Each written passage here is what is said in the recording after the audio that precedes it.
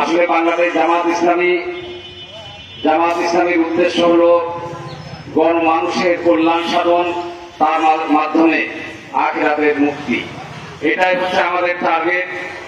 সেই টার্গেট পূরণের জন্য আমরা বাংলাদেশের মানুষের পাশে দাঁড়ানোর জন্য এখন যে মশার উপদ্রব হয়েছে, সারা দেশে ডেঙ্গুর যে প্রভাব, সেখান থেকে জনগণকে রক্ষার জন্য প্রতীকী হলেও বাংলাদেশ জামাত ইসলামী এই ডেঙ্গু প্রতিরোধে ভূমিকা পালনের লক্ষ্যে মূলত আজকে উপজেলা প্রশাসন থেকে আমাদের এই কার্যক্রম শুরু হবে।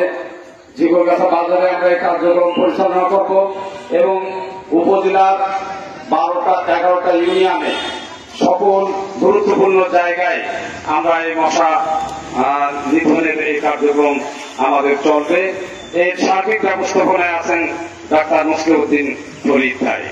তিনি শুধু এই কাজটা না, এই উপজেলাকে পুনর্গঠন করার জন্য, অসহায় মানুষের পাশে দাঁড়ানোর জন্য ইতিমধ্যে তিনি অনেক মানুষের টিনের চালা দিয়ে ঘর করে দিয়েছেন, অনেক মানুষকে তিনি আর্থিক সহায়তা করেছেন।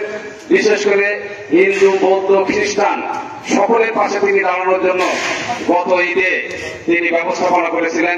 প্রায় 700 থেকে 800 ভিন্ন ধর্ম অবলম্বী মানুষদের পাশে তিনি দাঁড়িয়েছিলেন।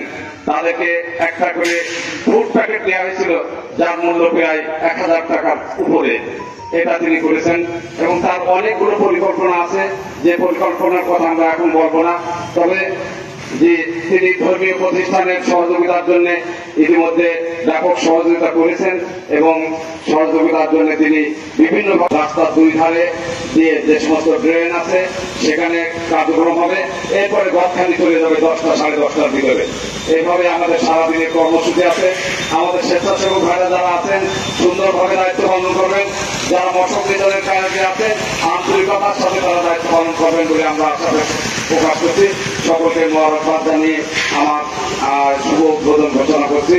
আসসালামু আলাইকুম ওয়া রাহমাতুল্লাহি ওয়া বারাকাতুহু।